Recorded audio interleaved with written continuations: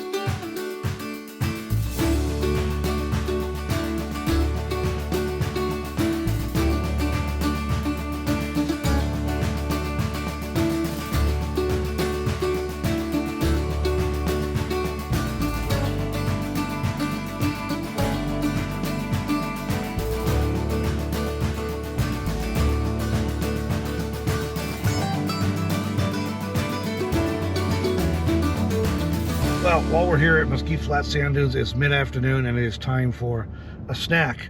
I've been doing a low-carb diet for a while now, and a friend and viewer, Jana, thank you Jana, sent us some of these Archer Country Provisions beef sticks. So Archer has beef sticks and jerky and I think sausage sticks. Here's the great thing about these: in addition to being grass-fed beef, these are sugar-free. Now that may seem like an odd thing to talk about with beef sticks, but I've been amazed looking in convenience stores and grocery stores and whatnot. Every brand I can find in stores has sugar added to beef sticks and sausage sticks and jerky. So it drives me crazy. So I don't buy that stuff. Well, our friend found these and they are sugar-free, so sent us a whole box of them. So we're going to be using some of them today for a snack while we're here at Death Valley in this windstorm. But these are awesome, and these particular ones are jalapeno, so they're good and spicy, but they have non-spicy ones as well. And if you want to check these out, because like I said, these are hard to find in stores or anything. Well, anything that doesn't have sugar in it's hard to find in stores. We'll have a link to these on Amazon if you want to check those out. But meanwhile, they're tasty and a good way to have a little protein snack without the sugar.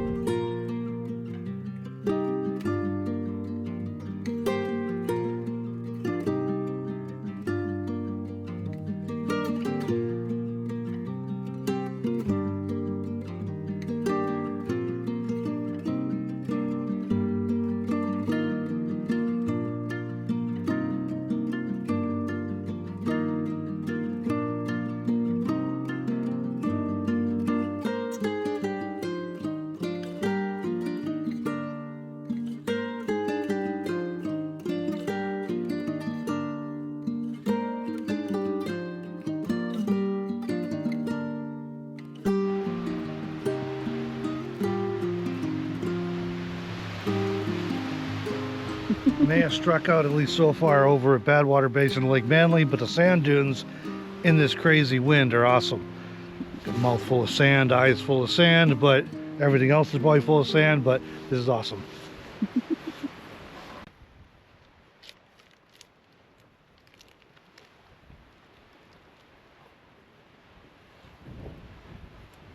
Eight grams of protein, 0 sugar.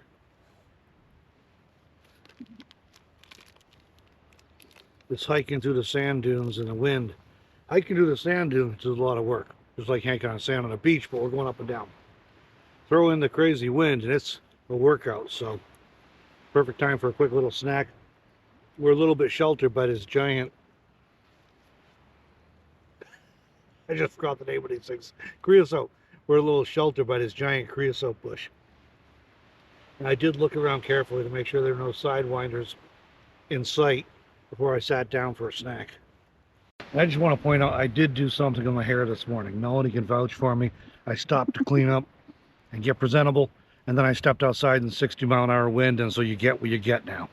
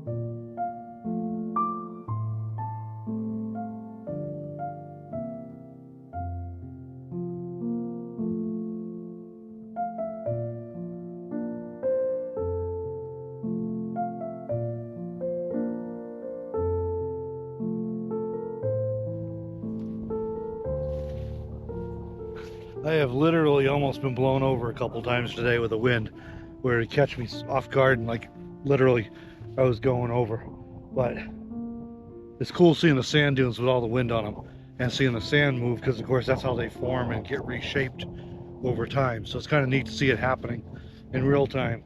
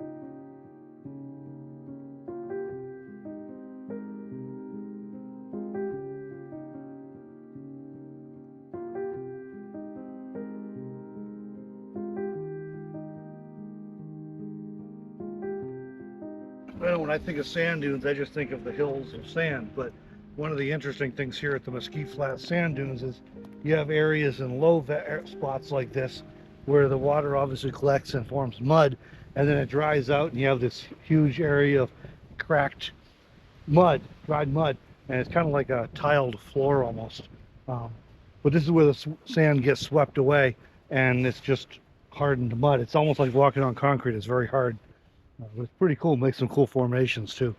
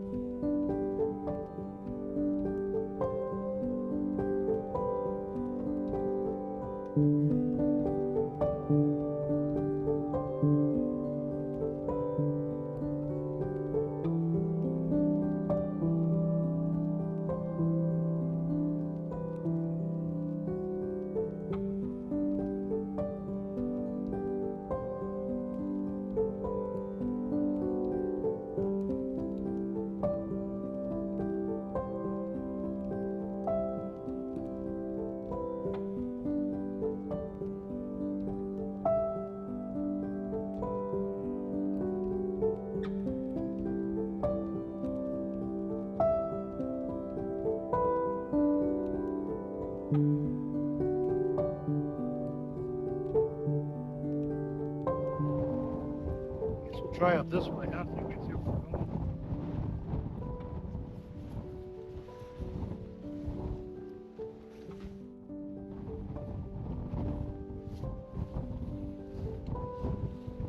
No way to get towards those mountains.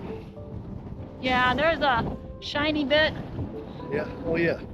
Maybe that's the parking lot. Mm-hmm. There's the road.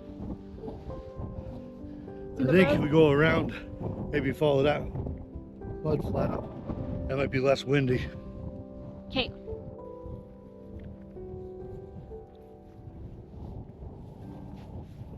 Kind of a cool scene.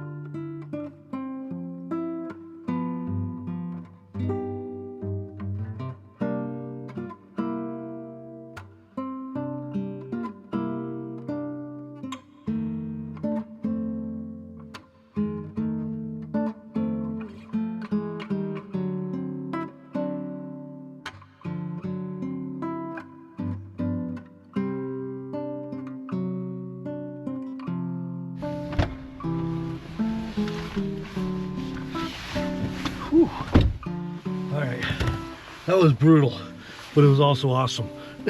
Totally cool. I need a drink of water if I can find it. Otherwise I'll borrow Melanie's. My mouth is full of dust. I hope you all do not have as much dust in your mouth as we do after that hike to the sand dunes and a windstorm. But my mouth and my nose and my eyes are full of dust. My hair is obviously full of grit. I may have to get a shower tonight. My clothes are full of dust, and it was worth every difficult step of it. We also hit it amazingly because there was not a lot of people here when we got here, and that's changed. It's pretty busy all of a sudden, so our timing was just right.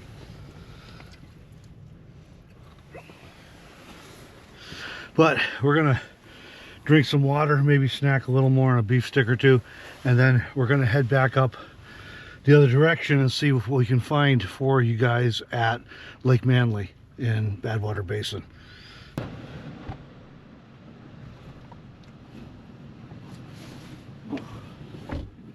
I can literally hardly hold on to the door when I open it. Whew. I put this on more as a dust shield than for comfort because it's 77 degrees outside. It's gorgeous except for that 60-mile-an-hour wind.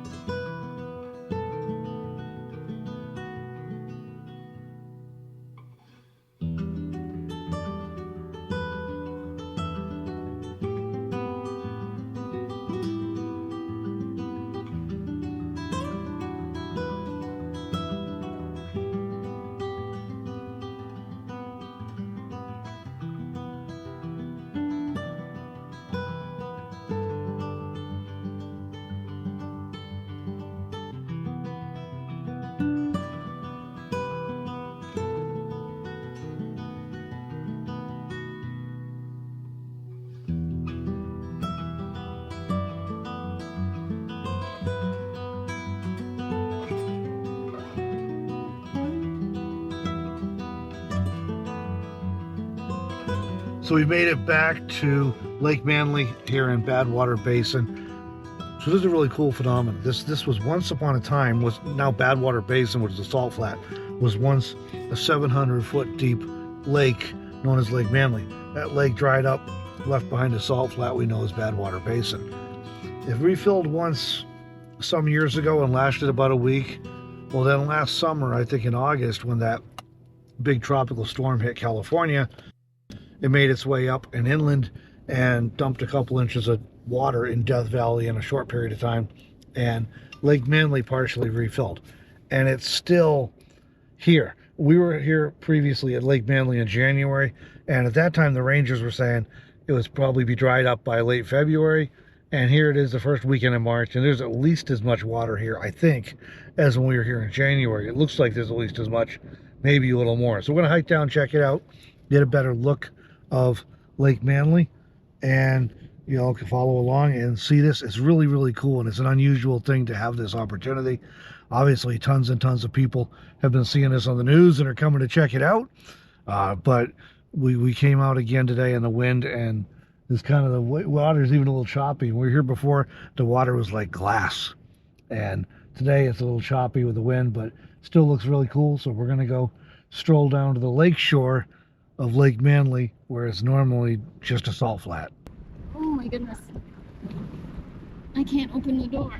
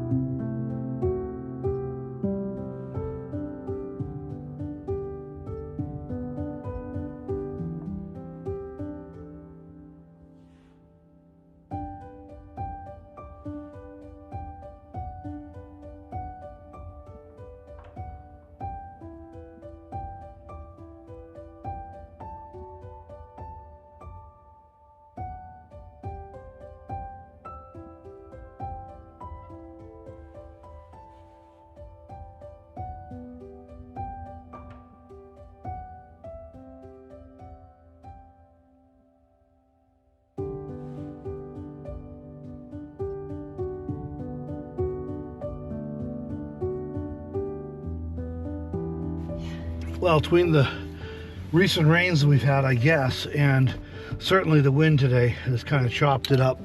The water out there in Lake Manley is pretty brown. It was pretty relatively crystal clear when we were here before. So I would assume it's probably mostly the wind, because it's a very shallow lake here, because it's very flat. So I guess it's probably got stuff stirred up, but it is choppy and it's definitely muddy brown out there on the salt flats.